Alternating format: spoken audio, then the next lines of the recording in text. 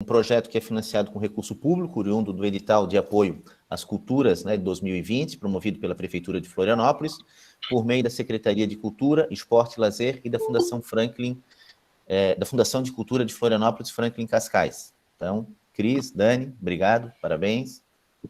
Seguimos. Boa tarde, pessoal. Desde já eu agradeço a parceria do Charles, que foi convocado ontem à tarde para ser meu parceiro nessa live, nessa reunião, na verdade, né? Então, nós estamos reunidos para participar da palestra de lançamento do livro da Cristina Santos, mais um livro que vai compor o acervo das nossas bibliotecas. Todas as unidades educativas do Fundamental vão receber exemplares. A Cristina já entregou lá no DBEC, nós estamos separando, preparando a documentação, e semana que vem, então, os livros devem começar a chegar nas escolas. Além disso, quem está participando hoje também tem direito de receber o seu exemplar, que deve ser retirado no DBEC, lá no SEC, a partir de amanhã até o dia 9, porque a Cristina precisa desse registro, né, de entrega dos exemplares, tá? A partir de amanhã, vocês podem passar lá no DBEC a partir das 10, e na sexta e na segunda, das 8 ao meio-dia e da 1 às 5, tá? Eu quero agradecer muito a Cristina, dizer que eu me sinto muito honrada, né, em poder estar participando do lançamento desse livro, que é maravilhoso. Para quem trabalha com a história de Florianópolis, ele tem muito a contribuir. Então, ele tem muito a contribuir com a educação. E como o Charles falou, né, então esse é um projeto financiado com recursos públicos, oriundos do edital de apoio às culturas de 2020, promovido pela Prefeitura de Florianópolis, por meio da Secretaria de Cultura, Esporte e Lazer e da Fundação Cultural de Florianópolis, Franklin Cascais. Quem está representando a Secretaria de Cultura hoje aqui é a Luciana, seja bem-vinda, Luciana. E no chat vocês têm ali o link para registrar a presença nessa atividade de hoje, certo? A Carolina está perguntando, e quem não puder pegar até o dia 9? A gente pode, o ideal é retirar até o dia 9, porque a Cristina precisa da documentação no dia 10, né, Cristina? Sim. Mas a gente pode fazer um acordo aí de o DBEC mandar entregar direto na escola para a pessoa, tá? Mas isso, gente, vocês depois me mandem pelo WhatsApp, e tem que ser essa situação precisa ser uma exceção, tá? O ideal é que vocês passem no DBEC, retirem o seu exemplar para assinar o recebimento nos documentos que a Cristina precisa apresentar, tá? Nós registramos também que essa reunião está sendo gravada, e depois ela vai ser disponibilizada no portal educacional para que outros professores que até queriam se inscrever para participar, mas neste momento estão em aula, possam depois acessar e desfrutar, né, desse conteúdo. Eu informo para vocês que eu vou ficar na reunião até as 2h30, e eu vou sair porque eu tenho um outro compromisso. O Charles, então, foi convocado ontem à tarde para ser nosso parceiro nessa reunião, e ele dá continuidade até encerrar a gravação, certo? Então, ele vai ser aí o assessor da Cristina durante o evento. Quero dizer que somos todos colegas. Se alguma coisa, por acaso, não sair como esperado, né, Cristina, que às vezes a tecnologia nos atrapalha um pouco, todos somos companheiros, viu? Ninguém está aqui para cobrar, a gente está aqui para receber e para compartilhar. Então, se alguma coisa não der errado, a gente vai ajustando até que as coisas funcionem. Então, fique muito tranquila, seja muito bem-vinda e muito obrigada por trazer esse conteúdo para a gente no dia de hoje. A palavra é sua, amiga. Obrigada, Dani, obrigada pela presença de todos, todas que estão aqui. Estou vendo que tem 43 pessoas presentes e eu fico muito feliz. Na verdade, eu que me sinto muito honrada em poder contribuir com a educação, de estar aqui hoje à tarde com vocês. Bom, a ideia de hoje é apresentar o livro, né? Daqui a pouco eu vou passar uma apresentação PowerPoint, mostrando algumas páginas do livro, enfim, apresentar os 10 roteiros deste livro, né? Que é este aqui, né? Florianópolis para crianças, 10 roteiros a pé pela capital. E eu preciso reforçar que esse projeto é financiado com recurso público, oriundo do edital de apoio às culturas 2020, promovido pela Prefeitura de Florianópolis, por meio da Secretaria de Cultura, Esporte e Lazer e da Fundação Cultural de Florianópolis, Franklin Cascais. Bom, como que surgiu a ideia de escrever esse livro?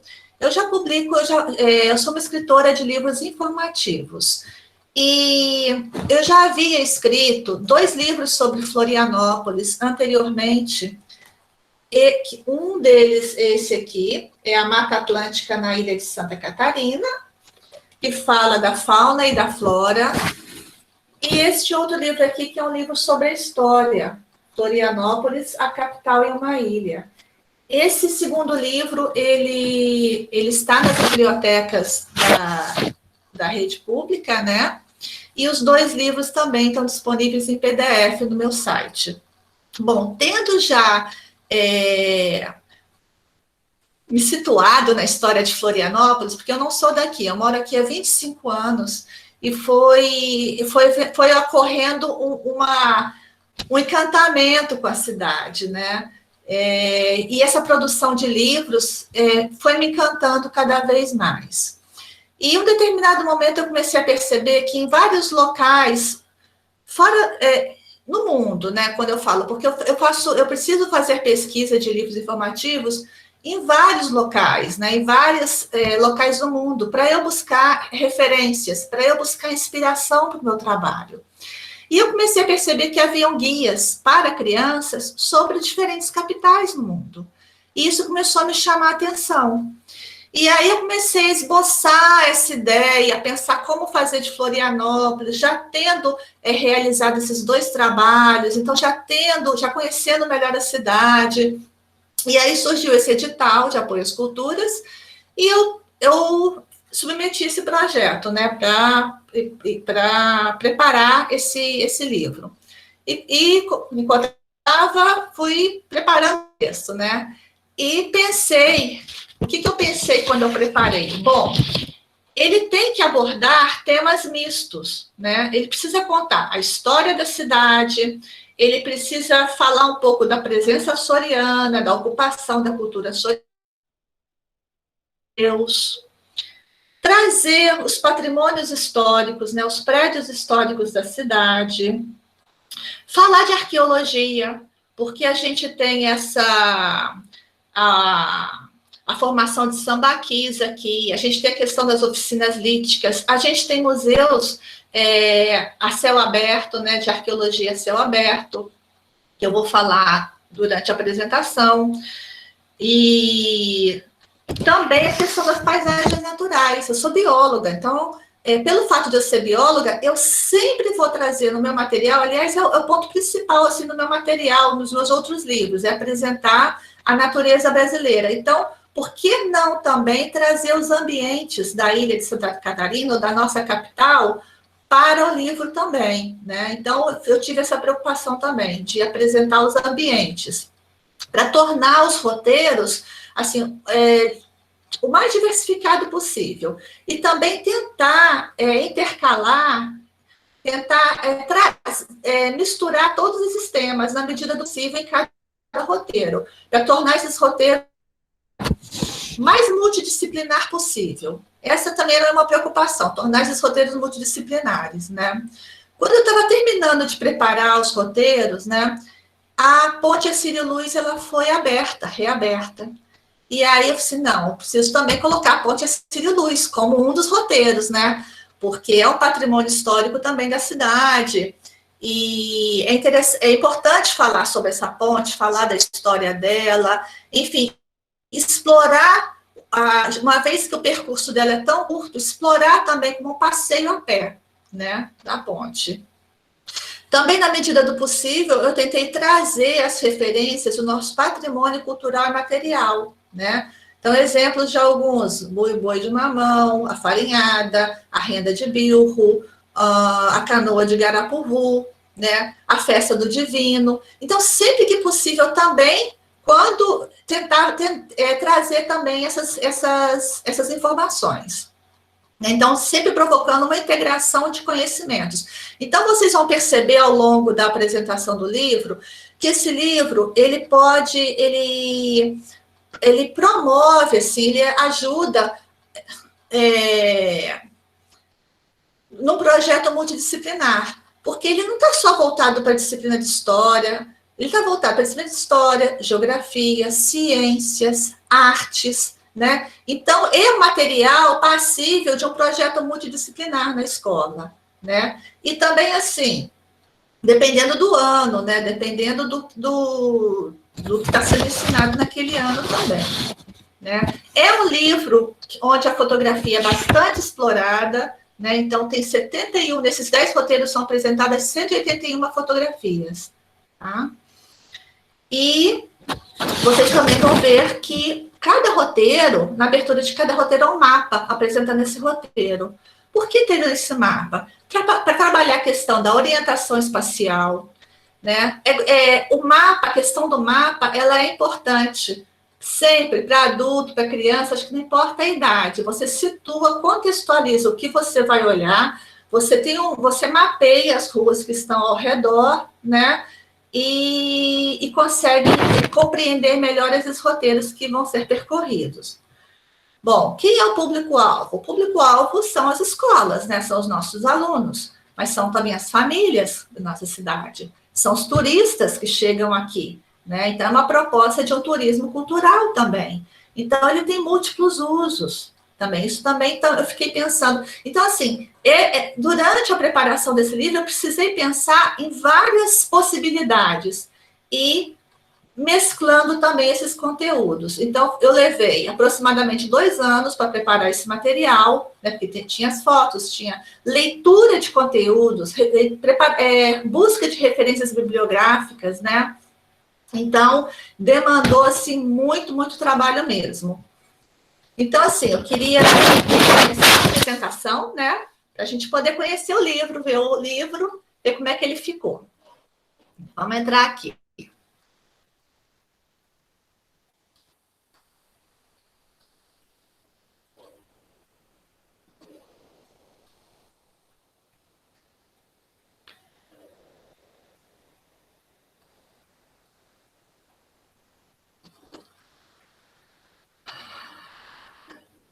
Ele entrou? Espera aí. Vou apresentar. Tá. Todo mundo está vendo? Sim. Sim? Tá. Sim. Tá bom, obrigada. Obrigada pelo feedback. Então, essa é a capa do livro, né? Algumas fotografias já são apresentadas na capa. As fotografias é de um jovem de 19 anos, chamado Theo Takase. E na contracapa a gente tem as logos. Vocês conseguem ver o cursor se movimentando na tela? O cursor Sim. aparece para Sim. vocês? Sim? Sim. Tá, ótimo. Então tá. Então vamos começar. Bom, primeiro roteiro, eu vou apresentar um pouquinho de cada roteiro, tá bem? O primeiro roteiro, que é o roteiro 1, ele começa com a história da cidade. Então, assim, foi importante eu começar do começo, né? Aonde que é o marco zero da nossa cidade? É a Praça 15 de Novembro. Então, o primeiro roteiro, ele aborda o patrimônio histórico que está ao redor da Praça 15 de Novembro. Essa que é a proposta do primeiro roteiro, conhecer esses prédios históricos, né? Não só, assim, uma coisa que eu queria falar, sempre que o roteiro começa, tem um texto introdutório para situar o leitor, para falar um pouco do que vai ser conhecido, do que vai ser apresentado, contar a história daquele lugar, né? Então, foi importante, nesse primeiro momento, contar a história da fundação de Desterro, né, por Francisco Dias Velho, contar que essa fundação, essa presença, ela não deu muito certo, porque ele acabou sendo morto por piratas, e que depois houve a chegada dos nos açorianos, em 1748. Então, isso é contado, e é contado também o momento que a cidade muda de nome, né? Que ela passa a se chamar Florianópolis, e o contexto em que isso se deu. Então, há toda uma apresentação, uma história inicial da cidade nesse momento, né? E em outros momentos, a gente vai ver que tem a apresentação de outros momentos históricos. Bom, esses pins aqui, eles mostram os pontos que serão visitados. E a gente tem as fotografias desses pontos aqui, né? Seguindo ordenadamente, o primeiro ponto a ser visitado é o Palácio Cruz e Souza, que é esse aqui, depois a Catedral, os casarios oitocentistas que estão aqui, né? Tem outras casas antigas, tem a Casa de Câmara e Cadeia. Então, o que deve ser reforçado aqui é que aqui a gente tem construções do século XVIII, XIX e XX, né? E a diferença dessa arquitetura, como que se dá a diferença dessa arquitetura? Então, falar sobre educação patrimonial, né? Falar dessas diferenças desses prédios, né? Como que... Então, é abordada a arquitetura eclética, é abordado a arquitetura arte déco, como é que se diferencia uma arquitetura eclética, quais são as características. No momento que a gente consegue perceber o que é uma arquitetura eclética, qualquer cidade brasileira qualquer cidade mesmo, pode ser até no interior, a gente vai bater o olho naquela construção e vai perceber, opa, essa é uma arquitetura eclética, porque ela tem uma série de singularidades, né, que mostram isso, detalhes, é uma arquitetura rica em detalhes.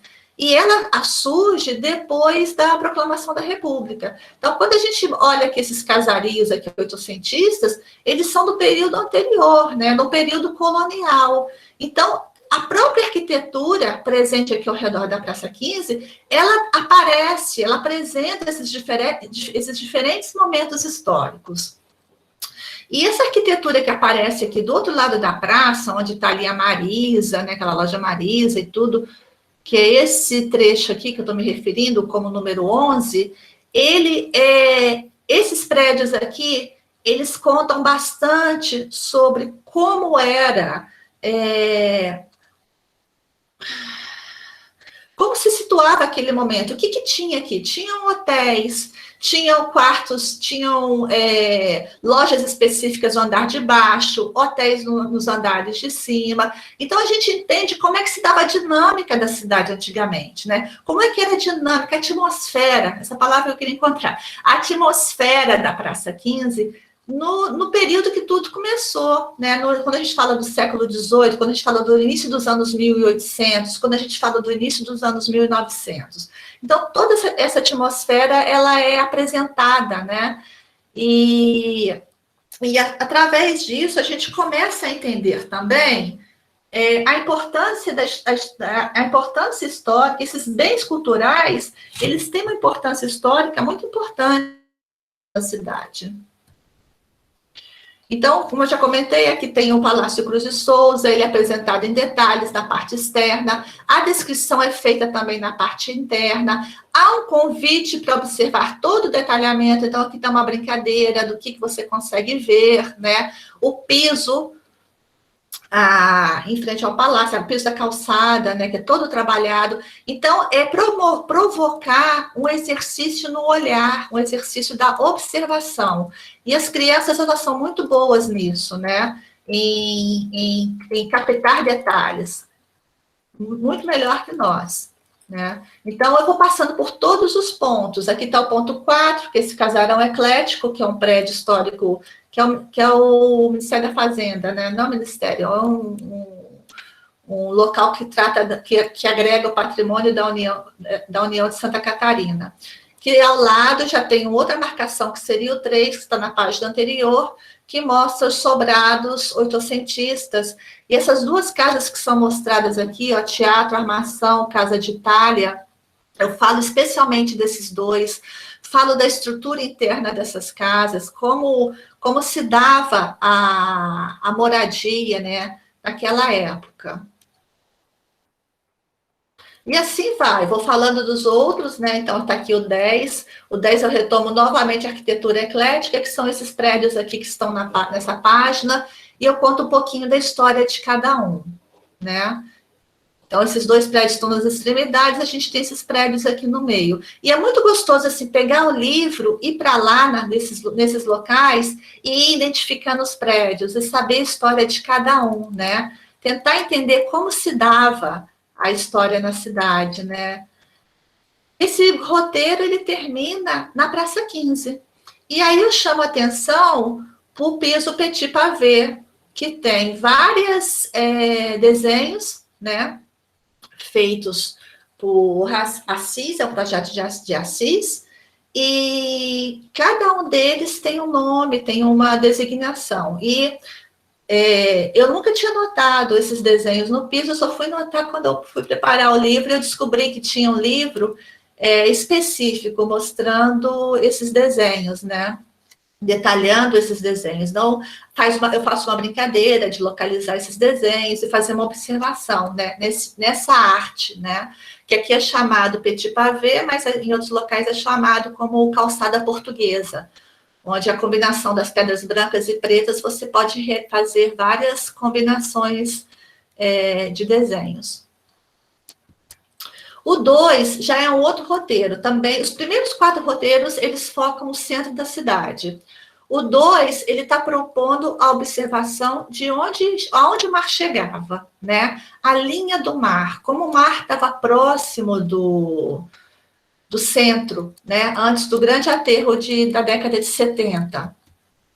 E aí a gente tem o mapa aqui do segundo roteiro. Eu coloquei aqui, a gente conseguiu colocar a linha do mar, aonde o mar chegava, né? Para a gente poder ter uma ideia. E a ideia é, a cada momento, chamar a atenção para, durante o passeio, aonde o mar estava, né? Sempre chama a atenção. O mar, você está vendo um determinado ponto? O mar estava aqui. Então, por onde começar, né? Justamente pelo Miramar, né? Que é o ponto 1, que eu acho que é o ponto que mais chama atenção no centro para mostrar aonde o mar chegava. E ele termina aqui em cima, ó, no 10, que é a Igreja Nossa Senhora do Rosário. E vocês vão entender depois por que eu afastei do mar, vim aqui para cima, para chegar até a Igreja Nossa Senhora do Rosário. Bom, no Miramar, a gente tem essa estrutura aqui, né, que apresenta onde ficava o Miramar. Esses pilares aqui mostram justamente esse percurso aqui, olha. E o Miramar estava aqui atrás, o Bar Miramar. E os barcos paravam aqui do lado para subida e descida de passageiros, né? Essa é uma cópia de uma obra de Aldo Beck, que foi cedida por um parente dele, que eu pude colocar aqui.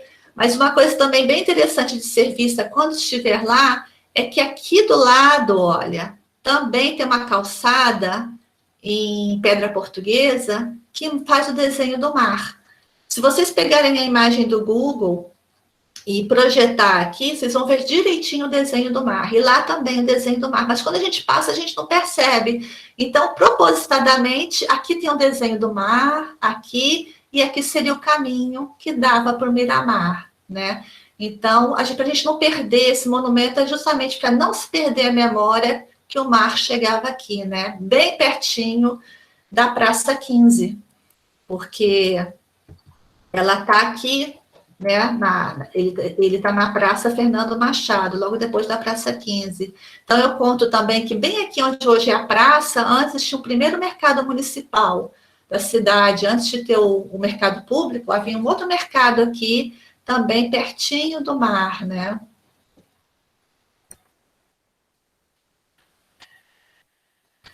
E vou falando de outros elementos também, esse mosaico que tem aqui perto, enfim, tem vários pontos, a alfândega, né, o prédio da alfândega, que não pode ser esquecido, o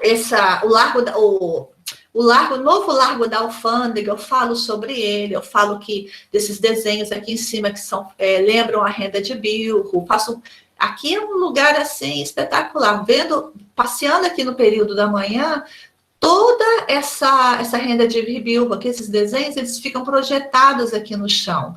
Então, tem uma fotografia no livro que mostra isso, né? Essa passagem aqui do novo Largo da Alfândega. Tem um museu aqui, que é o número 3, que é esse aqui, olha. É o Museu Naval, onde tem réplicas de embarcações do período imperial, depois embarcações utilizadas na Guerra do Paraguai, e até mesmo equipamentos que foram encontrados de navios piratas. Então, é um lugar também divertido, né, para ser visitado.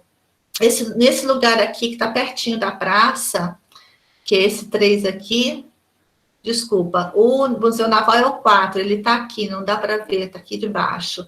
Mas o 3, esse Museu do Saneamento, é onde a gente tem vários elementos também do passado, e tem uma mureta aqui, onde a gente pode ver que o mar também chegava aqui, né? Então, a todo momento, essa informação, essa lembrança é resgatada. Esse é o propósito do roteiro 2.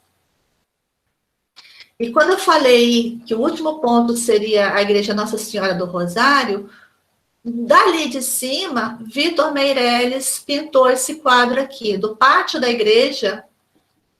Em 1851, Vitor Meirelles pintou, fez uma obra, fez uma pintura que mostrava justamente a presença do mar aqui, justamente no final da Rua Trajano, né, mostrando a proximidade do mar. Então, assim, duas coisas que eu queria ressaltar aqui nessa parte. As obras de Vitor Meirelles, daqui a pouco eu vou falar da visitação do Museu Vitor Meirelles, né, que merecem ser resgatadas, e por um motivo assim, muito especial, por vários motivos, mas um que eu vou chamar a atenção agora é que não existia fotografia nessa época, obviamente, 1851.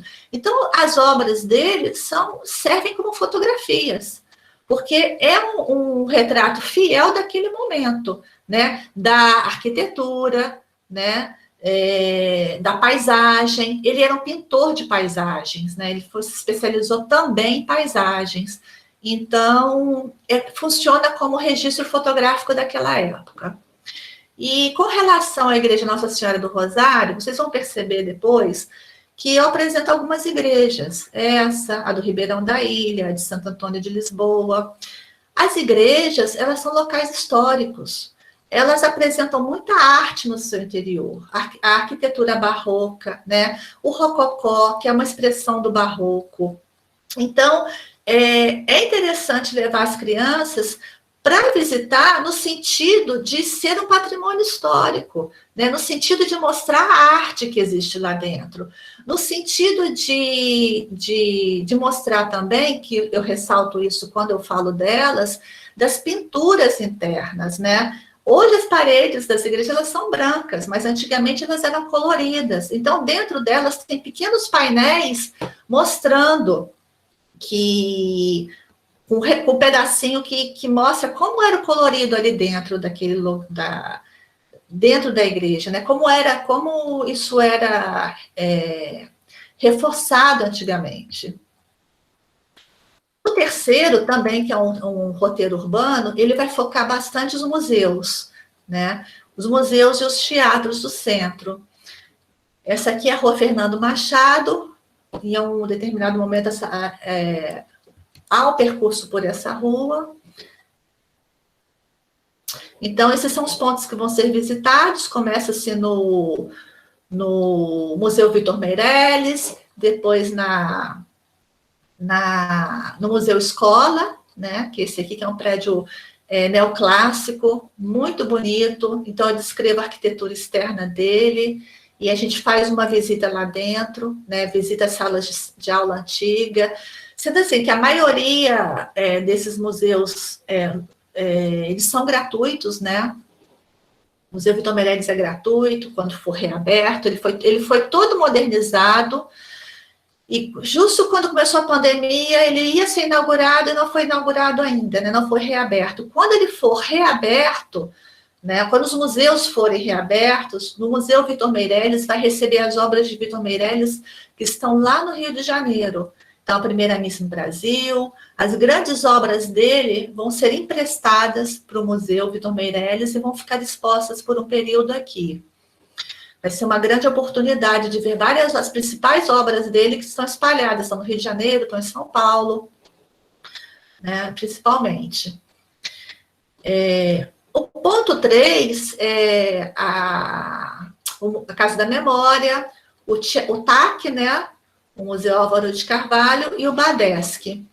E aqui, olha, ele termina aqui, ó, no Badesc, e propositadamente ele termina aqui, porque a partir desse momento a gente vai para o próximo roteiro, como vocês vão ver daqui a pouco. Então, tem o ponto 1, é o Museu Vitor Meirelles, né? Ponto 1 do mapa, está aqui sendo representado ponto 1. A descrição do museu, né? Então, essa aqui foi a casa que nasceu o Vitor Meirelles. No andar térreo era a loja comercial do pai dele, e no andar superior era onde a família morava. Ele foi muito jovem para o Rio de Janeiro, com a ajuda de pessoas aqui de Desterro, para a Escola Nacional de Belas Artes no Rio de Janeiro. E com 14 anos, antes dele receber a sua formação artística lá no Rio de Janeiro, com 14 anos ele pintou essa tela aqui, que é a Praça 15. Então, novamente, aquela questão da fotografia, né? Então, essa obra aqui é de 1846. Olha como era a Praça 15. Olha aqui o Palácio Cruz e Souza, né? Que era a casa do governo. Toda a arquitetura colonial antiga, né? E daí, logo após a proclamação da República, Hercílio Luz faz faz uma grande obra no prédio, né? E traz toda aquela arquitetura eclética bonita que a gente tem hoje. Então, esses prédios, eles são da época, tanto a catedral, como a Casa do Governo, que é o Palácio Cruz de Souza, como a Casa de Câmara e Cadeia, que também foi convertido num museu, o Museu de Florianópolis, que não foi inaugurado. Eles são do período da chegada soriana, eles são no final dos anos de 1700, né? Então, são prédios extremamente antigos, feitos pelo modo de construção antigo, que era com pedra, barro, o cal, vindo das caieiras, que era a transformação das conchas de sambaquis, transformava em cal, e esses grandes prédios utilizavam-se também o óleo de baleia, né? Não nas casas menores, mas nesses grandes, sim. Então, é interessante observar a grossura das paredes, a robustez da construção, que isso está presente em todas as igrejas antigas da cidade, né? Então, falar dessa questão da arquitetura, como que foi construído, então, tudo isso eu ressalto no livro, né? Esses detalhes da arquitetura. Eu acho que também um dos pontos altos desse capítulo, desse roteiro, é a escola, Museu Escola, né, da UDESC. O interior dele é fantástico, é lindo. O andar de cima, ele tem uma sala que faz, ele mostra como eram as salas de aula antigas, e várias outras salas, vários ambientes aqui dentro que são bastante interessantes de serem vistos, né? Visitados. Esse é o último roteiro urbano, que é a Praça Getúlio Vargas, ou a Praça Corpo de Bombeiros, e esse local é um local interessante, importante de ser visitado, porque toda a arquitetura ao redor da praça, ela é uma arquitetura histórica, ela está tombada pelo patrimônio histórico, né? Então, lembra que eu falei que o percurso anterior, ele vinha aqui pela Rua dos Ilhéus, e a gente tem o Badesc aqui? Então, ele propõe continuar e chegar aqui. Então, assim, um comentário, né?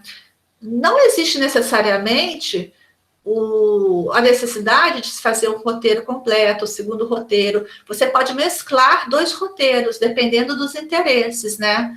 Dependendo do tempo que se tem também para levar a turma no centro, enfim, para fazer esses roteiros.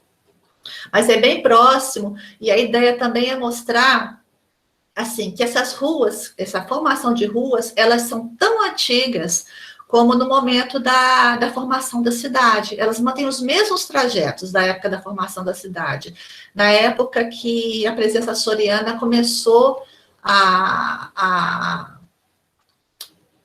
houve-se abertura de ruas, né, para começar a construção de prédios, se formar esse primeiro bairro central aqui. Essas ruas são daquela época, elas mudaram de nome ao longo do tempo. Isso chama atenção também em determinado momento. A gente tem placas de rua que são marrons, e ali, do centro histórico, e você vê ali o nome antigo da rua, né, o nome anterior que ela tinha, do período colonial.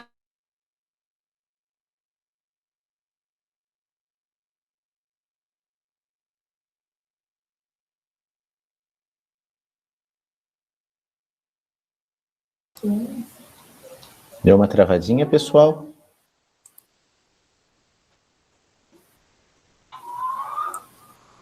Início dos anos 1900. Não. Retornou. Perfeito. Deu uma travadinha, Cris, mas já retornou.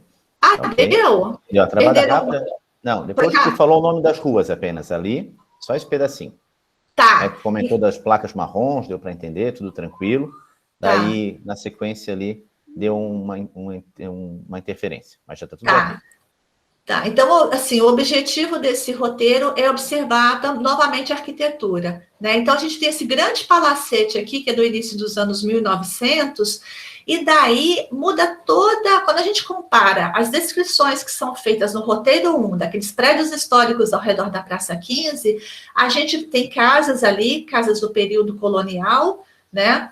Quando eu falei ali do Teatro Armação, aqueles prédios próximos ali da Fernando Machado, a maneira como são prédios, são casas completamente diferentes. A gente já tem, aquelas eram todas voltadas para a rua, com a porta virada para a rua. Agora não, agora a gente tem uma entrada lateral, um alpendrezinho aqui. A gente tem um aspecto bastante luxuoso dessas casas. Então, mostrando que aquela praça, né, quando ela se constituiu, ela era um ambiente importante ali, porque, ao mesmo tempo, a gente tem ali a formação do primeiro corpo de bombeiros, que está ali, né, um prédio, se tornou um prédio histórico, tem um prédio antigo ali, que foi chama-se asilo, mas, na verdade, era um local para meninas, né, que ficou por muito tempo ocupou aquele espaço, e agora se tornou uma escola, e outros, então. Naquela época, aqueles ambientes eram ocupados por moradores, né, e por algumas instituições. Hoje, observando todos eles, todos são comerciais, todos, né, tirando a igreja que tem ali, né, uma catedralzinha que tem ali, que eu falo dela também, todos os ambientes são comerciais. Então, nada ali que a Capela do Divino Espírito Santo, nada ali serve mais para moradia, mas esse roteiro ressalta como que era, como aquele ambiente foi importante. A gente tem uma escola ali, né, que foi a terceira escola mais antiga da cidade. Então, existia uma ligação entre essas duas praças e a importância dela também nos serviços também da cidade, né? Isso é uma coisa que é chamada a atenção. E há um convite no final para visitar a praça, e eu falo de 2 monumentos, sendo que um deles é de Anita Garibaldi. No finalzinho, eu faço uma brincadeira, um desafio. Eu convido para voltar na Rua Visconde de Ouro Preto, que foi a rua de chegada ali, né, na praça, para observar essas casas aqui. E daí observar o que eles conseguem perceber da arquitetura eclética. Então, isso, sim, por um desejo meu, isso foi bastante trabalhado, né? E eu acho que é um conhecimento que você nunca mais vai esquecer. Assim como eu aprendi, e eu acho que eu nunca mais vou esquecer, eu acho que eu vou conseguir passar isso também para os leitores. Bom, agora vamos sair do centro e vamos para os outros bairros, né? Santo Antônio de Lisboa. Essa página pode estar um pouco confusa, mas aqui essa é a página de abertura, onde tem um texto de abertura, e aqui ao lado a gente tem o mapa, né? O que vai ser visitado aqui? O último ponto seria o Engenho dos Andrade, né? Então, eu falo do engenho, falo da questão da farinhada, né? Falo que esse local aqui, nessa região aqui, nessa freguesia, que ela incluía Cacupé, Sambaqui, Santo Antônio, e até Ratones, ia mais para o norte, ela tinha cerca de 100, um pouco mais de 100 engenhos. Era uma região muito próspera. Então, a produção de farinha aqui era muito grande. Havia um porto aqui, na frente da praça, né? Essa praça que tem aqui, onde havia toda uma comercialização de produtos que eram produzidos aqui na freguesia e produtos que chegavam nas casas comerciais. Haviam muitas casas comerciais. Era um local próspero. A freguesia, logo depois que ela quando ela foi implantada, né? Falo da primeira rua, né? Que foi a primeira rua preparada, né? Em Florianópolis, Desterro, que é uma rua de pedras. Falo desse número 7 aqui, olha. Esse casarão aqui, conta um pouco dele, é bastante interessante, porque falo também. Ele ficava antigamente na beirinha da praia, né? Então, possivelmente, na parte, quase certo, na parte terra era uma grande casa comercial e a parte superior poderiam morar os proprietários, mas também ter quartos de pousada aqui, quartos de hotel aqui em cima, nesse andar aqui. Foi o local, essa rua foi calçada para receber o imperador Dom Pedro II, em 1845. Então, quando ele veio, ele visitou a igreja, ele passou por essa rua, foi um local realmente importante na história da cidade. Apresento esse lugarzinho aqui, que ele está bem aqui, ó, que era a lavanderia do bairro. Então, é uma surpresa esse lugar aqui, porque a água encanada, ela só chegou em Santo Antônio de Lisboa na década de 80. Então, isso aqui era uma grande lavanderia que está assim, exposta assim, na beira, você está aqui pertinho da rua, né? Está essa lavanderia aqui, tem 8 tanques. Então, eu tive a oportunidade de fazer esse roteiro com a escola Dr. Paulo Fontes, com os alunos de 4º ano, e é uma surpresa, assim, quando eles chegam aqui, vem esses tanques, perguntam de onde vem a água, e eles, no texto explica, né? É bem dinâmico. E assim, a igreja, novamente, né, para chamar atenção para a arquitetura barroca, né, o rococó, que é uma expressão do barroco, as pinturas, né, no teto da igreja, nas paredes, tudo isso. Então, assim, igrejas, elas precisam também, elas devem ser consideradas como locais históricos e locais de visitação, com esse viés, né, o viés do viés histórico, né, de arquitetura, que é bem descrito aqui no roteiro.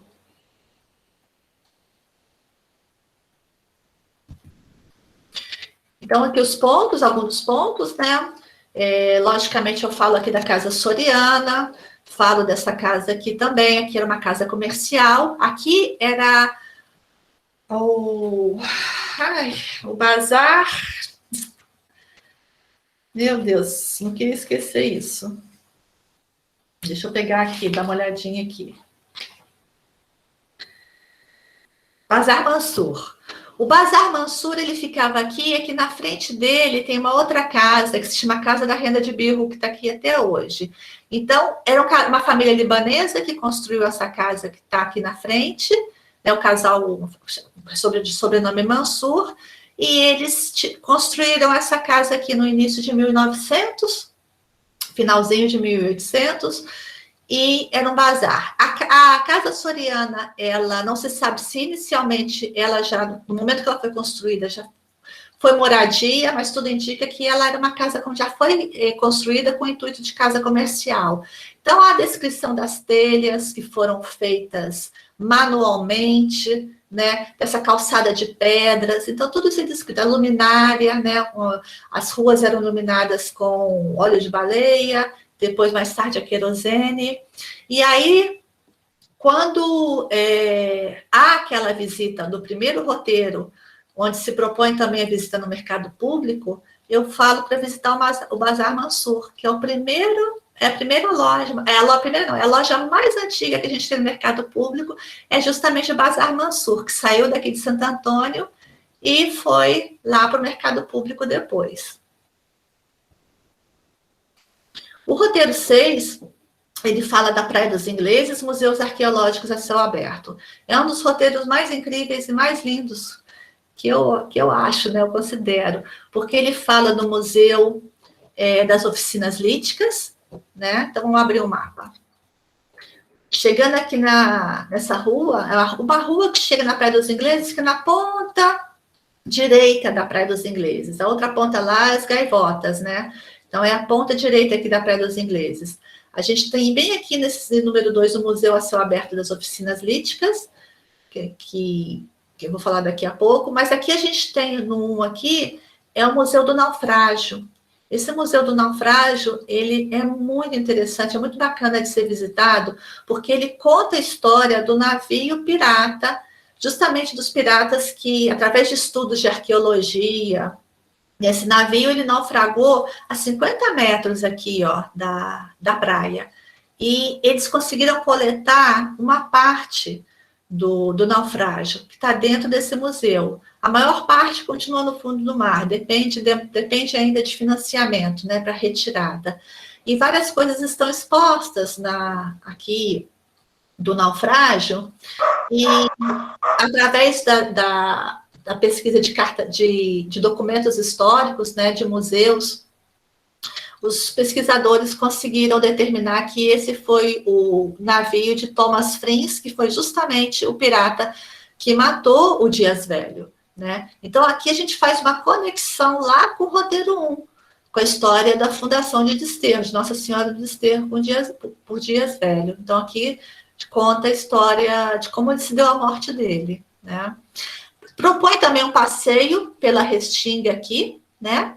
Depois, é uma sugestão para fazer esse percurso aqui, eu falo a distância, não é muito longa, para se visitar o Museu Arqueológico, né, do Costão do Santinho, onde tem as inscrições rupestres. Mas o ponto alto mesmo seria o Museu do Naufrágio e o Museu das Oficinas Líticas.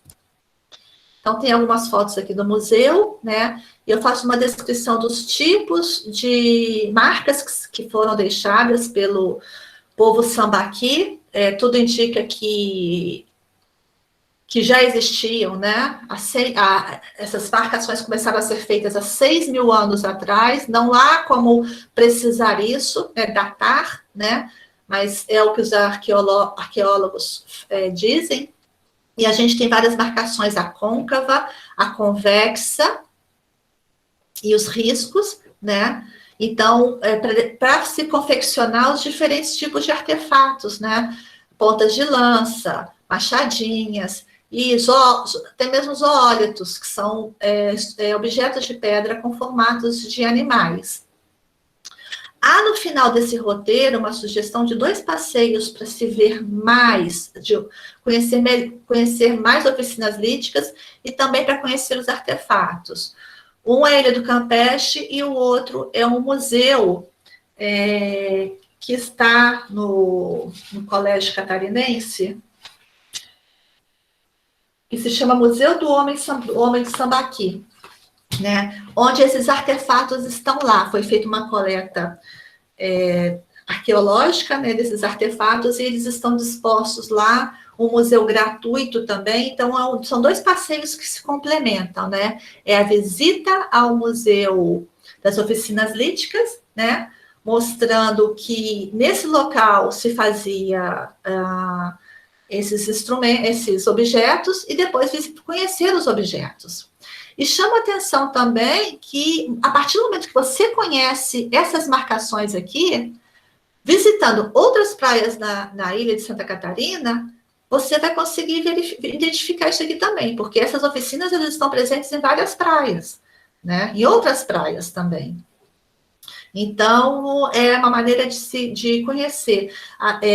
Uma vez eu estava apresentando e uma criança falou assim, eu já vi isso perto de Rio. Sim, é verdade. Esses povos que viviam também próximos de rios, eles buscavam as grandes rochas para confeccionar os seus artefatos, né? Então, perto de águas, a gente nota isso, né? E Santa Catarina é onde existe uma grande presença disso, no litoral de Santa Catarina. Tem uma presença muito forte de oficinas líticas nas praias de Santa Catarina. Eu proponho também um percurso pela Restinga, para ver a vegetação, né, e chegar lá, para chegar também lá na Praia de Santinho, para depois ver, se houver possibilidade, as inscrições rupestres. O roteiro 7, ele conta a história geológica da ilha, né? Ele já passa a contar um outro momento, o primeiro momento, né? Como que se formou a ilha de Santa Catarina. Então, também é na ponta direita da praia, né? Quando se chega, nesse local chamado Ponta do Retiro, onde a gente tem a presença. Primeiro vamos ver o mapa. A rua, né, principal, que se chega, eu faço a descrição do caminho, falo que a Ponta do Retiro está aqui, é onde a gente vai ver as formações rochosas, né? Proponho uma visita aqui à Restinga e depois um caminho. Aqui dentro tem vários percursos. Restinga, gente, a gente não pode sair caminhando, pisoteando nas plantas, né? Sempre procurar caminhos, pequenas trilhas que já foram feitas por alguém, né? Ou pelo passar assim constante. Então, buscar sempre esses caminhos para evitar o pisoteamento da vegetação de Restinga, né? E que são áreas de proteção. E aí é visualizar essas plantas aqui que eu vou falar daqui a pouco. Então, traz um destaque assim, das rochas, eu falo do granito ilha, descrevo o granito ilha, né? Como que foi formado o granito ilha, que foi antes do período dos dinossauros, fala aqui, cerca de 590 milhões de anos, né? Como é que se formou, foi com o movimento das placas tectônicas, e mais tarde, já 134 milhões de anos, que é o período dos dinossauros, que é o Cretáceo, aí a gente tem novamente o movimento de placas tectônicas, atividades vulcânicas, e aí vem uma extrusão a formação de uma rocha negra, né, que é expelida durante essa atividade vulcânica, que é o diabásio. Então, a gente tem aqui um encontro de duas rochas diferentes, e isso é uma história geológica, né? Como que elas surgiram? E essas rochas, elas são a base da formação da ilha de Santa Catarina, né? Isso é explicado no livro. Então, por exemplo, de lá, a gente vê a pedrita, né? Lá da Ponta do Retiro, onde estamos visitando, a gente vê a pedrita. E aqui a gente vê aqui no meio o diabásio preto, e aqui do lado o granito ilha mais clarinho, dá para ver perfeitamente. Então, é dito no livro que a formação de montanhas, né, de morros, é formado por essas rochas. E aqui, mas elas estão encobertas pela vegetação. A gente não consegue ver que estão encobertas pela vegetação. Mas aqui, por conta da atividade da pedrita, né, a gente consegue ver perfeitamente essas duas rochas formando, olha, esse morro aqui, né, que são as rochas que formam os morros da ilha.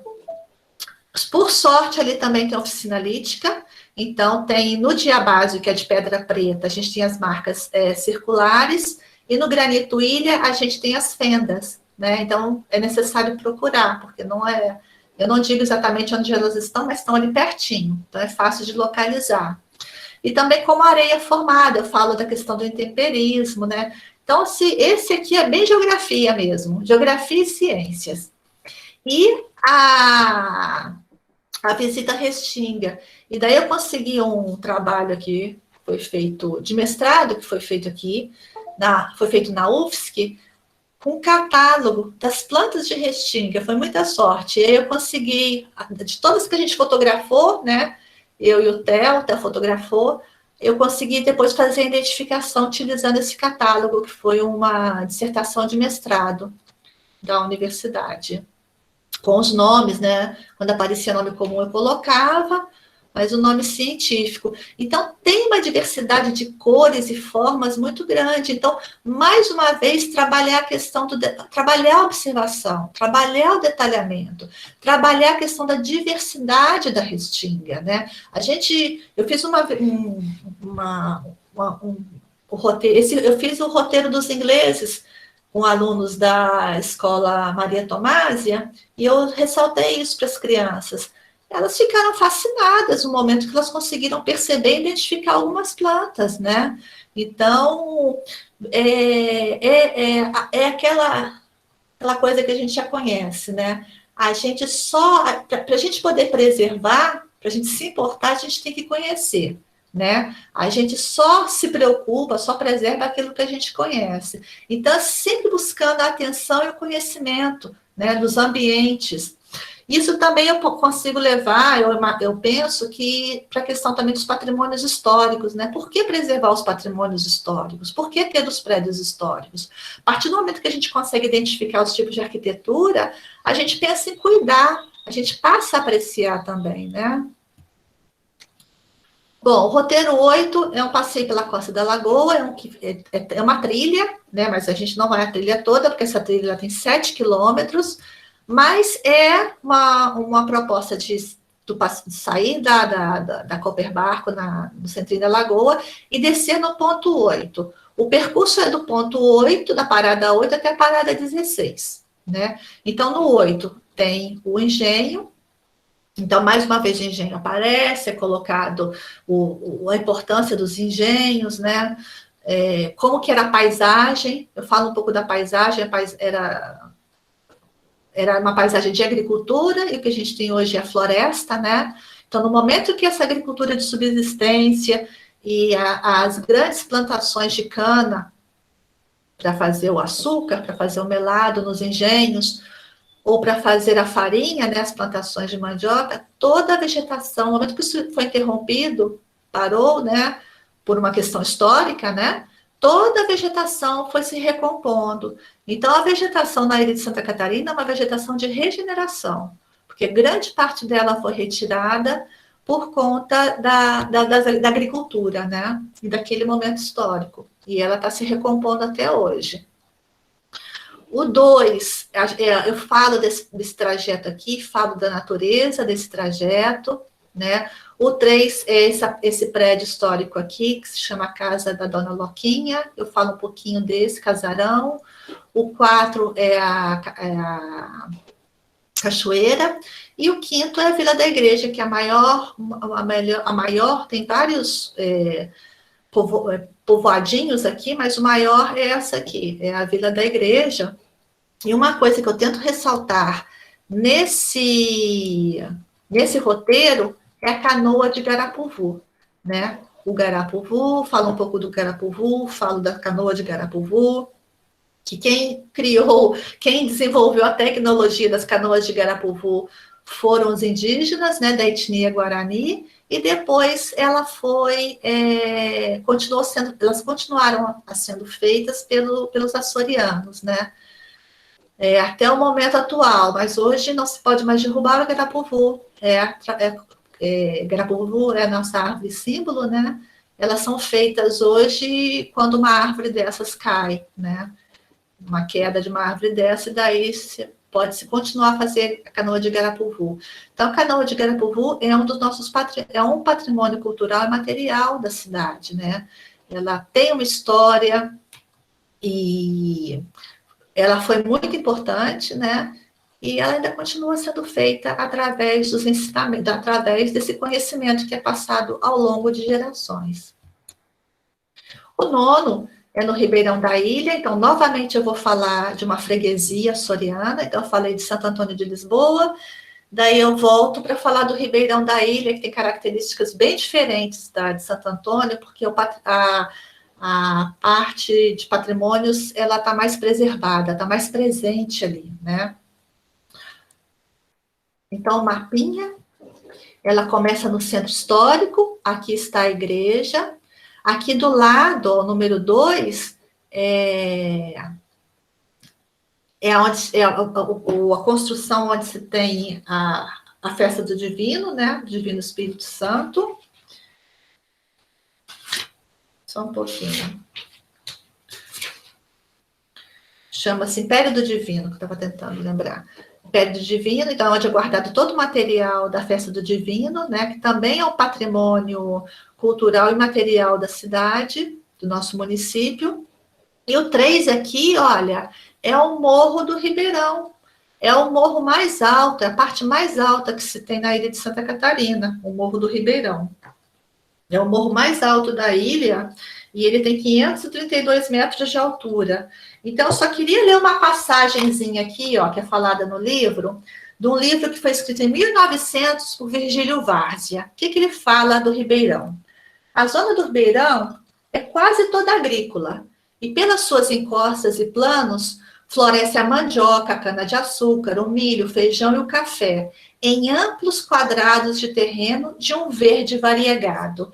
Então, ele descreve toda a paisagem formada por culturas, né? Lógico que a gente também tinha aqui muitos engenhos de farinha, muitos engenhos de cana, muitas olarias para se fabricar o tijolo, a telha das casas de forma artesanal e caieiras, que pegavam as conchas dos sambaquis e as transformavam em cal. Não é à toa que a gente tem um bairro aqui, ó, lá no finalzinho, a 10 quilômetros do centro histórico, chamada de Caieira, né? Fazendo possivelmente ali havia algumas caieiras ou uma grande caieira. E hoje eu ressalto, né, que do outro lado tem a Lagoa do Peri, né, do Morro do Ribeirão. E de onde que vem essa água? Né? Vem justamente do morro, da capacidade dessa floresta que se formou, né? E grande parte dela permaneceu, mas ela foi se regenerando de levar água, né? Da floresta promover essa retenção de água, né? E esses rios alimentarem a Lagoa do Peri. E também os ribeirões daqui, do lado do Ribeirão da ilha.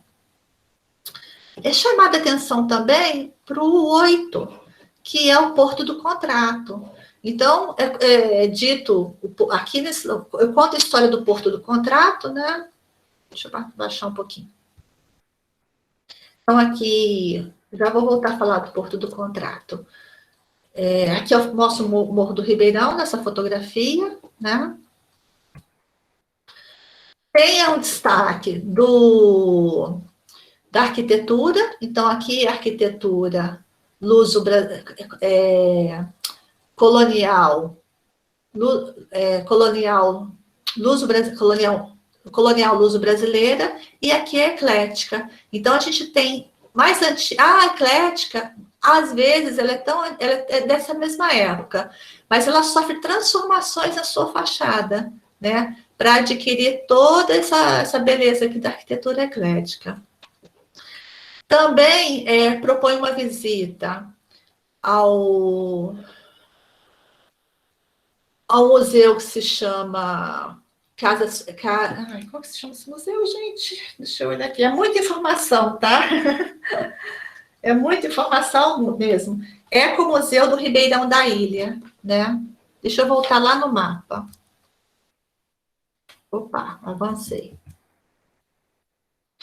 Aqui, ó, o Ecomuseu número 5, ele está bem aqui. Daí eu falo a distância que tem aqui desse ponto até esse, né? Esse ponto é onde estão as casas, e o 5 é o Ecomuseu. Então, o Ecomuseu mostra é uma casa muito antiga, ela é do final dos anos de 1700, essa construção. Mostra como era uma casa açoriana, né, os quartos de dormir, a sala, a cozinha, os utensílios, né, o fogão a lenha, o ferro que é aquele da carvão, né? Fala que não havia luz elétrica, não havia água encanada, né? E ele o proprietário trouxe alguns instrumentos antigos, assim, que chamam a atenção, né? Tipo um gramofone. E ao lado tem também um engenho, que pode ser visitado. Então, é um lugar, é um museu gratuito também, né? Esse museu só agendando, né? Ele não está aberto ao público, é só através de agendamento. Ah, tá. E o Porto do Contrato, que eu conto um pouco da história, mas é o possível local onde o Sebastião Caboto naufragou, né? Uma das suas embarcações acabou navegando, né? Naufragando quando passou pela ponta sul, né? Ali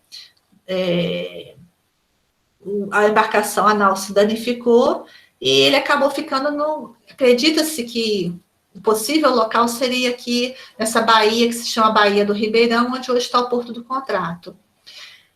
E foi ele que deu o nome à ilha de Santa Catarina, em homenagem a Santa Catarina de Alexandria. E foi ele que colocou, lá no início de 1500, 1520, alguma coisa, a posição da ilha de Santa Catarina nos mapas de navegação, nos mapas mundiais de navegação, né, que ficavam na Europa. Então, ele que situou a ilha de Santa Catarina, foi Sebastião Caboto, e deu o nome à ilha. Então, a partir desse momento, a ilha de Santa Catarina se torna um conhecido último porto de parada quando se navegava em direção sul, quando se navegava em direção ao Rio da Prata, né? Porque por conta da Baía Norte e Sul, tanto da parte continental como da parte insular, formam-se muitas baías naturais e era o último local de parada, de abastecimento de víveres. Enquanto os guaranis estavam aqui, havia o escambo, né? Eles ajudavam os navegadores, eles eram índios, isso é bastante tratado na literatura, eles se relacionavam bem com o europeu e vice-versa, né? Tudo mudou depois na época dos bandeirantes, né? Anos mais tarde, quando os bandeirantes começaram a capturar os indígenas para o trabalho escravo, né? Mas anterior a isso, havia uma interação, vamos dizer, relativamente harmoniosa, né? E o último é o passeio pela Ponte Hercílio Luz. Então, eu conto a história da ponte, né? Por que ela foi tão importante? Porque foi justamente a construção dela que promoveu, né? Promoveu o crescimento, né, da capital, porque até então a capital, por conta a única ligação ser marítima, né, ela não se desenvolvia. Então, Florianópolis corria risco de perder o posto de capital, né, para outras cidades maiores e mais desenvolvidas no estado de Santa Catarina. Então, a ponte, ela era importante naquele momento. Então, quais são os pontos de visita? O Parque da Luz, então é contada a história do Parque da Luz, que é uma história bem interessante. Aqui no local do Parque da Luz foi o primeiro cemitério municipal, né? Então, quando a ponte foi construída, o cemitério municipal ele se deslocou lá para o Itacurubi. Grande parte aqui tirou-se terra desse morro aqui também, né? E a cabeceira, e onde foi o local escolhido para a cabeceira da ponte. Também são os dois pontos mais próximos, né, entre o continente e a ilha. Há um passeio pela ponte, onde se destaca várias coisas que se pode observar aqui da ponte. É um passeio, eu descrevo a ponte enquanto é feito esse passeio, e se propõe um passeio também na parte continental, né? Então, nesse momento, eu destaco a presença, os bairros, né, do continente que formam o município, que eles são recentes, eles surgiram a partir de 1940, foi, se não me engano, 1944, que esses bairros, eles foram, da parte continental, foram incorporados ao município de Florianópolis, né? Eles foram desmembrados de São José e foram incorporados ao município de Florianópolis, numa tentativa também de aumentar a área territorial, né, da capital. Então, o caminho pela ponte tem um texto de abertura que é bem completo, é bem bonito mesmo, falando da história da ponte, né? Da construção dela. E aqui não, quando a gente chega para caminhar na ponte, são os destaques do que se vê, né? Por exemplo, essa chaminé aqui, bem alta, que dá para ver, aqui era o incinerador de lixo da cidade. Então, todo o lixo, ó, entre 1907 e 1958, todo o lixo da cidade chegava a este lugar carregado em carroças, para então ser incinerado, né? Eu falo da altura das duas torres, são 74 metros de altura, a altura, o ponto mais alto dela, a distância da parte pêncil, né, o comprimento dela, uma busca, uma observação, tanto da parte insular como da parte continental, então da Avenida Beira-Mar Continental aqui, né, que também foi feito um aterro, e da parte das pontes, né, que Pedro Ivo Campos e Colombo Salles, falo da observação das pontes, quando elas foram construídas, o aterro, esse grande aterro que a gente tem no centro, ele foi feito, um dos principais motivos foi para a construção da primeira ponte, né, porque a ponte Hercílio Luz já não estava mais dando conta, né, do tráfego, quando as outras duas começaram, a segunda foi construída e mais tarde a terceira ponte. E aqui um passeio pela beira-mar continental, né? Falo um pouquinho desse passeio, falo do Estreito, do bairro Estreito, né, como ele surgiu. E quando eu estava quase terminando o livro, essa praça aqui ela foi inaugurada, porque ela foi revitalizada, a Praça Nossa Senhora de Fátima. Então a gente foi lá, o livro já estava pronto, mas aí já estava... Abrimos um espaçozinho para falar dessa praça, porque é um livro para crianças, então dá um destaque de um espaço de brincadeiras, né, para brincadeiras nessa praça. Então, e a praça está bem bonita mesmo. E termino mostrando um pouquinho do bairro de Coqueiros, né? Então, aqui já é uma sugestão, e também já é para ir de carro, porque aqui a gente consegue ir a pé, né? Dá para descer a ponte e caminhar a pé até aqui. É bem tranquilo esse caminho aqui. Que você desce da ponte e chega aqui na beira-mar continental. Mas para Coqueiros, não, Coqueiros tem que ir de carro, é difícil sair da ponte e caminhando até aqui. Mas há essa sugestão de passeio, porque a gente tem um parque de Coqueiros, tem aqui o Salão de Festas das Bruxas de Itaguaçu, né? Que tem uma placa ali contando a história dessa história que foi... Não é uma história... de Franklin Cascais, mas ela foi feita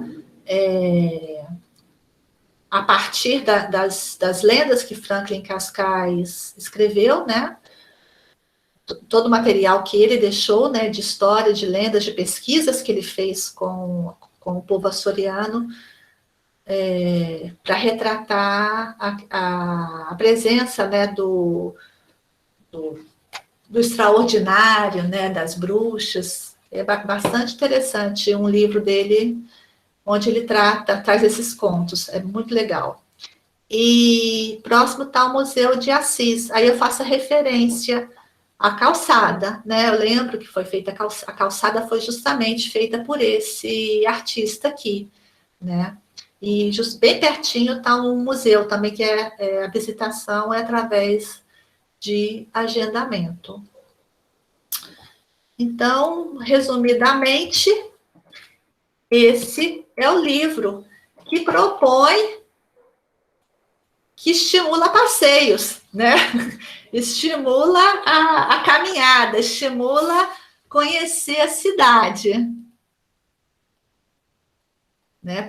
Provoca essa curiosidade, né? Provoca essa vontade, né? De pegar um livro, pegar o guia e percorrer esses roteiros, né? De uma forma que, mais uma vez, eu tento contextualizar vários elementos que estão presentes ali, seja arquitetura, seja arte, seja história, para poder tornar esses roteiros a visitação, né, mais interessante possível, mais produtiva possível, né, mais enriquecedora possível, né, e sempre trazendo a história daquele lugar junto.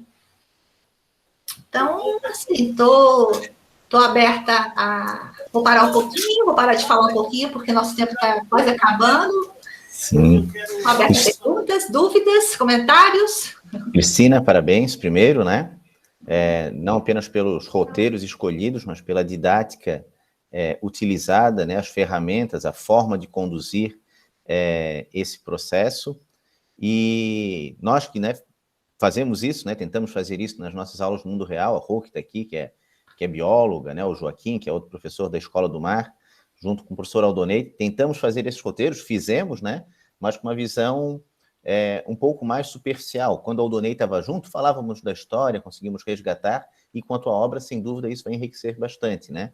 Até a Rosângela, que está aqui também presente, a gente já vinha conversando nos bastidores aqui via WhatsApp, de locais que vêm inspirando a gente, né? Muiara, da mesma forma aqui, pô, esse local a gente não conhece, aqui dá de fazer uma live, isso a gente não conhecia, né?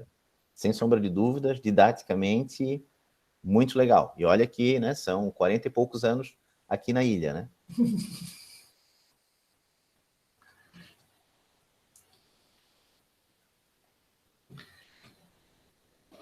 Mais alguém, pessoal? Sempre lembrando, né? É um projeto financiado com recurso público, né? Oriundo do edital de apoio à cultura 2020, promovido pela Prefeitura de Florianópolis, por meio da Secretaria de Cultura, Esporte e Lazer e da Fundação Cultural de Florianópolis, Franklin Cascais. Cris, meninas, meninos. Rô.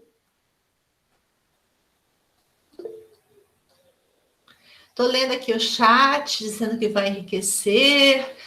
Essa é a proposta mesmo. E eu acho assim que em algum momento, mais para frente, eu acho que a Dani não está mais presente, né? Isso, mas tentar.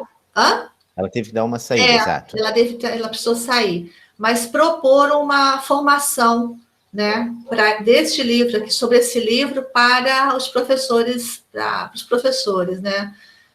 Para estimular mesmo o uso, trazer exemplos, né? Não apresentar dessa forma tão corrida, né, que foi necessária pelo pouco tempo que tivemos, mas enfatizar algumas coisas, talvez fazer algum roteiro com professores, enfim, tentar trazer ele para a realidade mesmo, né? E eu percebo também que ele é possível de ser utilizado tanto para o Fundamental 1 como para o Fundamental 2, né? Rosângela levantou a mão.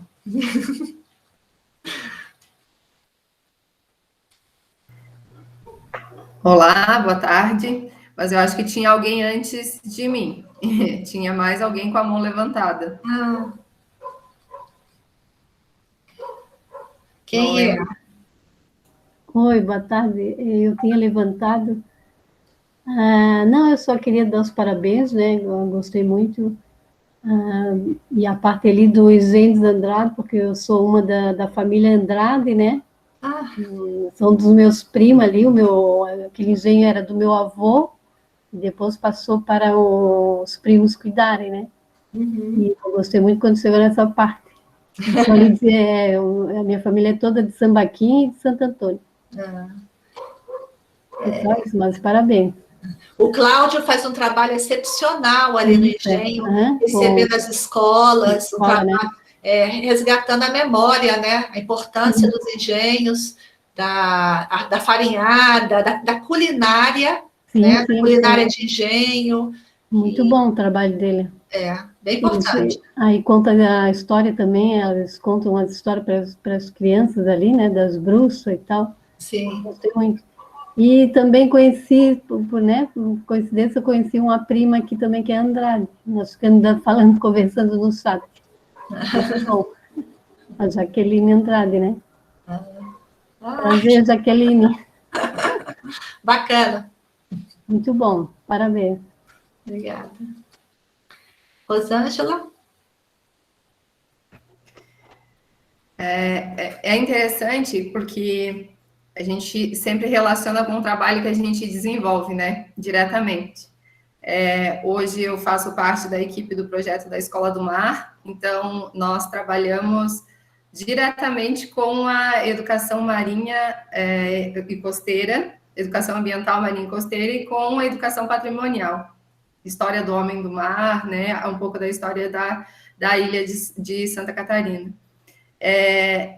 E casa perfeito, assim, o livro, não só esse livro, mas Florianópolis, a capital em uma ilha também, a gente consegue trabalhar, né, com ele. Então, é uma sugestão mesmo de ideia de um trabalho interdisciplinar na escola, em que pode ser agrupado, além da escola, também as saídas de estudo junto com o projeto, com a Escola do Mar, né?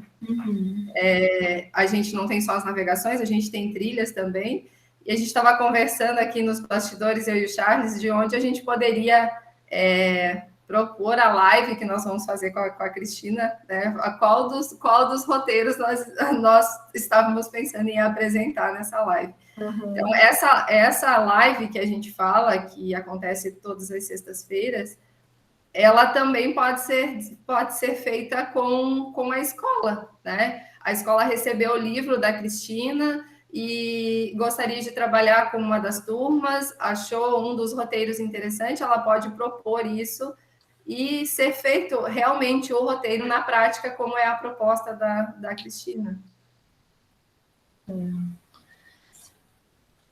É interessante isso, de conseguir casar, né, com o trabalho da Escola do Mar. Isso é bem interessante, porque vai somando, né? Sim. Somar é importante. A Jaqueline levantou a mão. Sim, queria dar os parabéns para a Cristina. Eu sou arquiteta e urbanista e eu estudo e pesquiso sobre a cidade educadora e eu entendo que todos os espaços... Travou. Estou muito feliz porque é justamente esse processo de mostrar para a criança que os espaços da cidade eles podem educar, né?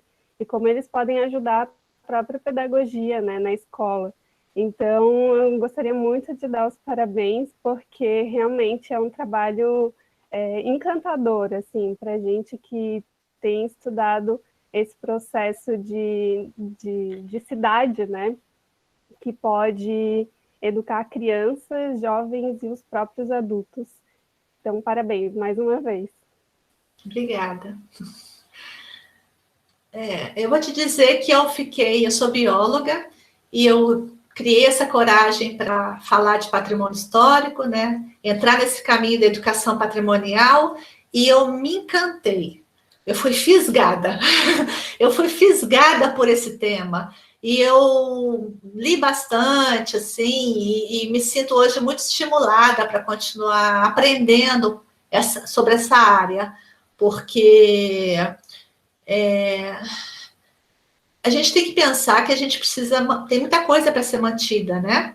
Para ser mantida, para ser preservada, né? Então, na minha cabeça vinha assim, preservação da natureza, preservação dos ambientes naturais, preservação dos ecossistemas, mas agora essa coisa da preservação de patrimônios, ela está assim, bem forte. Foi graças a ter preparado esse livro, né? Ter pensado nesses roteiros.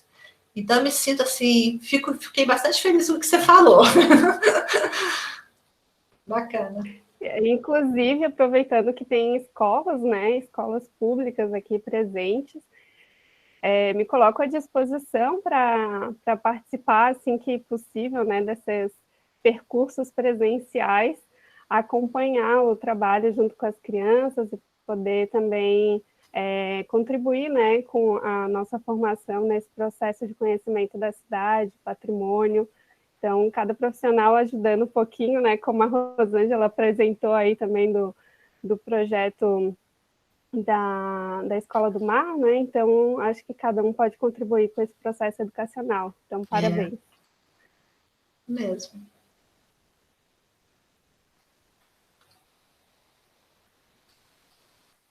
A Cris levantou a mão, né? Depois a Estela, se eu não me engano. Isso. Acho que a Cris sou eu, né? Isso. Então, assim, dar os parabéns para minha xará, Cristina Santos, para a secretaria por ter trazido, assim, Ai, gente, eu fiquei aqui apaixonada, porque eu não sou de Florianópolis, mas já moro aqui desde 77, e como professora dos anos iniciais, o Charles me conhece, sabe que eu sou assim, eu já estou aqui preparando um roteiro para os alunos, já quero fazer o convite de antemão, assim que a gente puder, se não esse ano, talvez no ano que vem, vamos fazer um roteiro desse, assim, com a ajuda da Jaqueline, porque o que eu aprendi com a pandemia é que a gente não precisa somente da escola para ensinar, né? Não é só naquele quadrado da sala de aula que a gente aprende. Eu tenho 50 anos e eu aprendi tanto com a Cristina aqui, morando 44 anos nessa cidade, e fiquei aqui entusiasmadíssima para sair com o livrinho na mão, como se eu fosse uma turista, e passeando por todos os lugares, assim, realmente, olha, eu fico arrepiada de ver, e penso que como a gente é um agente educador, a gente precisa proporcionar isso para os nossos alunos, sabe por quê?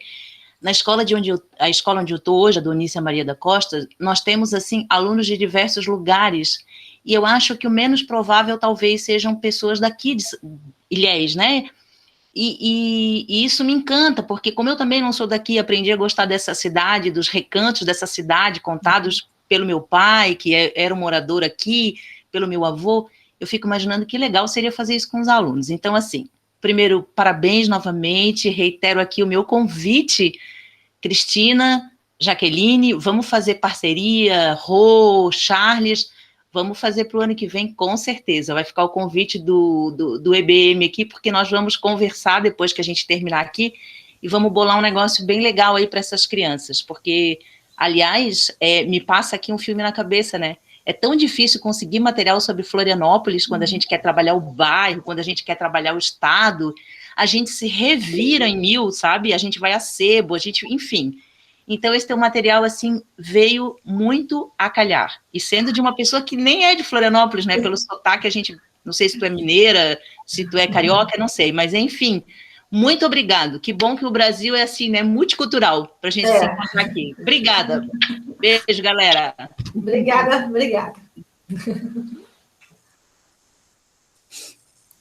Estela, por favor. Oi, boa tarde. Eu sou de Florianópolis, também com 50 anos, mas com um olhar muito viciado, né? Quando a gente não enxerga aquilo que já está, além do que já está colocado, né? Então, essa proposta da Cristina me fez pensar que a gente precisa olhar a cidade de uma maneira diferente, né? Conhecendo ou não a cidade, a gente precisa resgatar os lugares, a estética, a cultura, mesmo sabendo que a gente morou a vida inteira aqui, mas é preciso ter esse olhar diferente para aquilo que ela nos apontou hoje, né? Passar pela praça, e não só passar pela praça, mas enxergar tudo que está ali em torno. Então, obrigada, Cristina, mais uma vez, para que eu possa aprender a olhar a cidade de uma outra forma, né? Que até então o meu olhar viciado às vezes não permite, né? Pelo cotidiano agitado que a gente tem, né? De buscar essas coisas que estão ali, gratuitas, né? Se fosse em outro lugar do mundo, seriam lugares extremamente valorizados, né? Estou trabalhando em Santo Antônio, e ali tem lugares assim que a gente nem imagina que está ali escondidinho, né? Então, muito obrigada mesmo por essa experiência. E creio que a formação para os professores é fundamental. Acredito muito nisso, tá? Uma boa tarde para todos. Obrigada, Estela.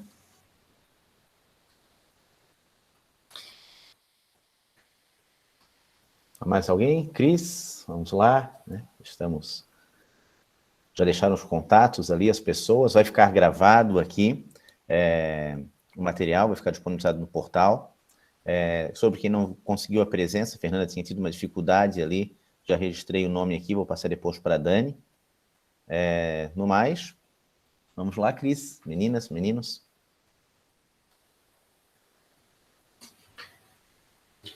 Dúvidas? Alguma coisa, alguma dúvida sobre a construção desse livro tão complexo? Alguém queria tirar alguma dúvida sobre algum detalhe do livro?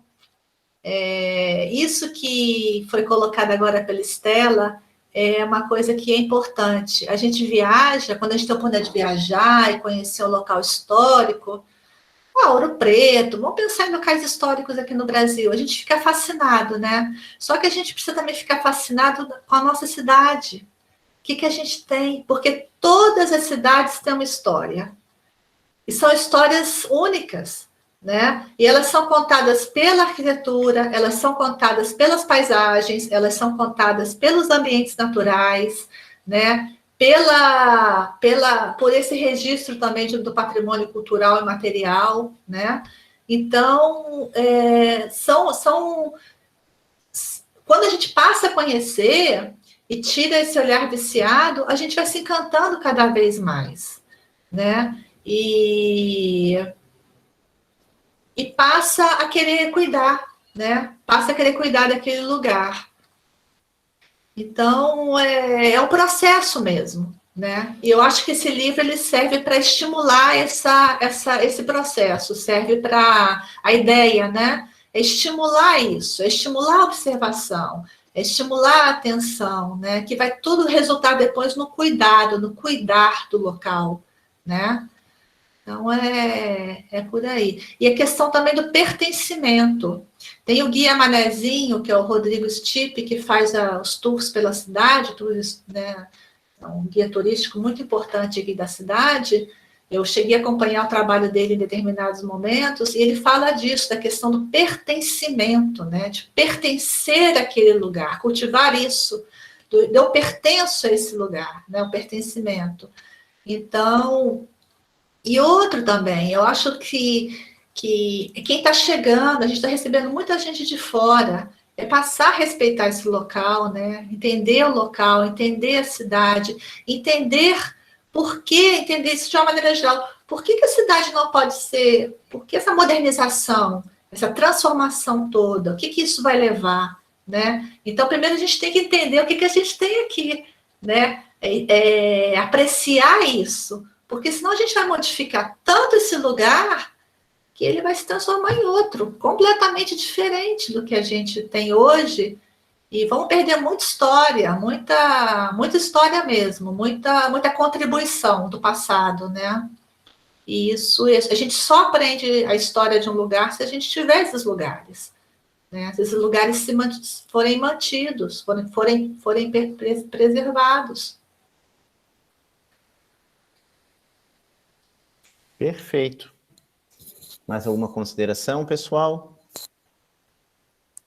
Então, parabéns mais uma vez, Cris, né, a todos que participaram aqui, que fazem esse roteiro, né, de uma forma mais pontual, mais contextual, dentro do seu bairro, dentro da rua da escola, a praia próxima à unidade, ou algumas saídas ao centro, né, que são bem clássicas nossas, conversando com o Aldonei, na época, né, que é diretor de uma escola do sul da ilha. Ele falou de algumas oportunidades que ele acompanhou, da mesma forma o Joaquim, a Rosângela, com as intérpretes, a gente tem visto isso, né, trabalhos que elas acabam acompanhando junto às unidades. Eu não sabia, ela estava falando ali, eu estava doido para comentar o nome antigo das ruas, né, que estão nas placas na região central. Passo por ali há anos, há décadas, olhando, observando, e não sabia daquilo. E daí, numa das lives que o próprio Aldonei se atentou para isso, né? O Joaquim também comentou, e hoje ela reforça isso, né? Que às vezes a gente fala o nome da Francisco Tolentino, mas tem uma história por trás daquilo, né? E tudo isso acaba fazendo a gente reviver e entender muito melhor esse contexto histórico mesmo, né? Que foge do livro, que foge da enciclopédia, que foge do mundo digital, né? E ela consegue congregar isso e motivar isso através da obra. Parabéns, Cris. Obrigada. Muito obrigada. Obrigada por esse momento. E já fica o convite aqui, né? A Rô, principalmente, ali, que também as duas são da mesma área e formação inicial, para a nossa live, né? Agora em agosto, ou em setembro, outubro, novembro, quem sabe a gente já faz cada mês uma com a Cris, né? Passando por esses roteiros que ela tem, já explorando esse conhecimento, essa obra. Nas nossas lives de sexta-feira, né? Em breve ela estará novamente com a gente, estamos fazendo os ajustes aqui. Esse mês também tem as comemorações relacionadas à Anita Garibaldi. Saindo daqui, a gente está indo, eu e a Muyara, provavelmente para ver a trilha do Dome da Oração, onde vai ser da próxima sexta esse roteiro, e sem dúvida a obra da Cris vem enriquecer muito, né, Rô? É verdade. Hoje a gente estava comentando ainda pela manhã sobre isso. A gente só preserva e cuida daquilo que a gente conhece, né? Então, se a gente não conhece a história da cidade, a gente não conhece o ambiente, o ecossistema a qual a gente está, né, inserido, a gente não para e pensa nesse ambiente com o cuidado, né, com o saber cuidar. Então, isso é bastante importante a gente levar para os estudantes. Parabéns, Cristina. Eu sou fã da Cristina, já faz bastante tempo. Já trabalhei com o livro dela em sala de aula. A gente já desenvolveu trabalho durante o processo, durante o período de pandemia. Foi. E ela participou de uma live com os estudantes que ficaram encantados. Primeiro aninho. Foi muito legal, muito bom mesmo. Então, vale muito a pena explorar os livros dela, com certeza. Obrigada, Rosângela. Obrigada. Está fechado. Perdão. Então, mais uma vez, parabéns, né? Ficamos por aqui. O convite não é apenas a Cris dos Santos, né? Pode ser a Cris Correia, todas, a Maria de Fátima, quando falou de alguém que tem na cidade, aqui no centro, um parente da família Andrade, quem sabe quando a gente retornar para cá, né, para falar sobre isso, a Jaque da mesma forma, né? Eu acho que aqui abre um leque de oportunidades, né, para a gente explorar isso, né? E trazer convidados, como já temos nessa sexta-feira uma professora da rede, que vai falar sobre as características daquele local ali, e mais um outro professor, mas a professora da rede que acabou encantando o próprio secretário e trazendo esse local à tona. Então, sintam-se todos convidados e convidadas, né, a integrar, né, esse time aí dessas aulas do mundo real. Ok. Então tá, muito obrigada pela presença de todos, muito obrigada pela oportunidade. Foi muito bom.